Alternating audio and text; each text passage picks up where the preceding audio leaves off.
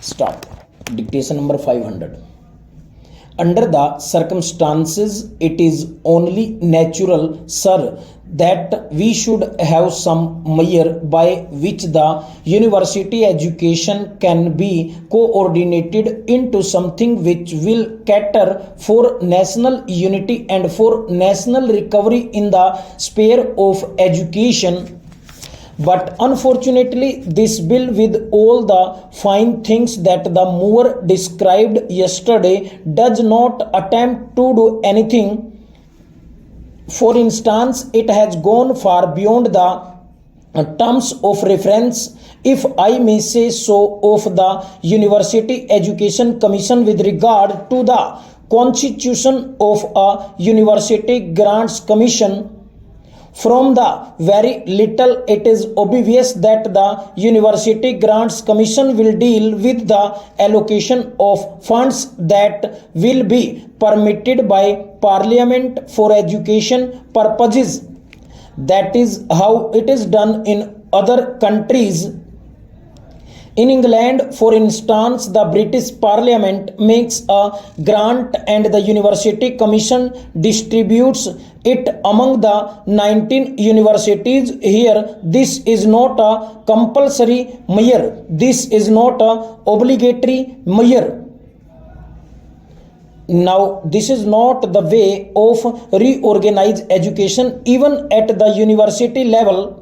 Sir, I quite agree that universities should maintain their autonomy and they should be independent bodies, and their purpose in our society is that of, say, the Supreme Court or the independent judiciary in the sphere of individual rights. That is, they stand for academic freedom.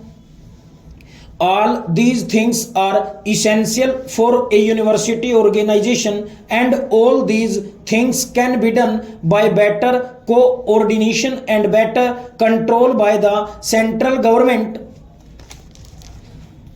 But the question is, does this bill as it has been presented to us now make any attempt for, or does it even make provision for attempting these things? My humble opinion, sir, is that it does not.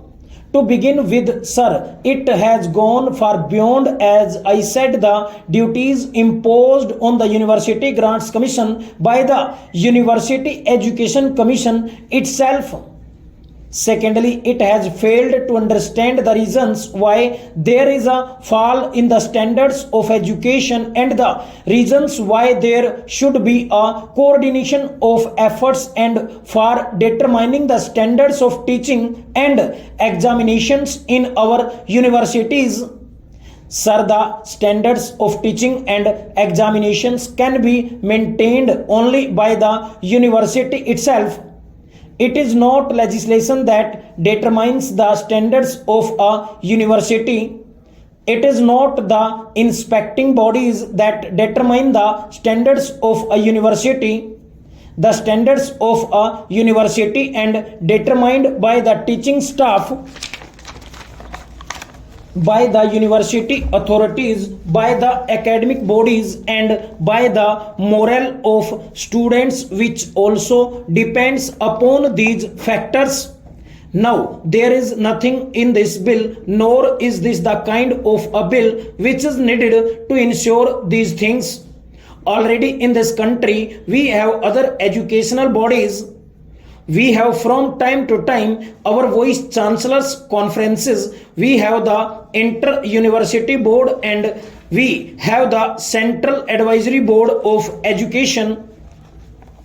All these bodies deal with the problems arising in universities, the problems arising out of this so and so growth without any rule or without any order or without any plan or without any design or without any policy. Now, these things have not been dealt with by these advisory bodies. Therefore, if the government thinks that a statutory body should be created, then I should say that this is not the kind of bill that should be produced. Secondly, sir, what is the means of control that the organization will have when it is constituted? The means of control is finance, and finance that it has is very inadequate indeed, as it is evident from the financial memoranda. Now we may agree that the University Grants Commission is likely to get huge grants, as it should, in my opinion, because one recalls the statement made by the minister in the British Parliament after distributing 12.5 million pounds to 90 universities. He said, if there is a demand for university education, I will not hesitate to grant more funds. That should be the spirit in which our parliament should work in with regard to the encouragement of university education. Now, there is no obligation on the government to supply funds, nor is there any on the universities to apply for funds.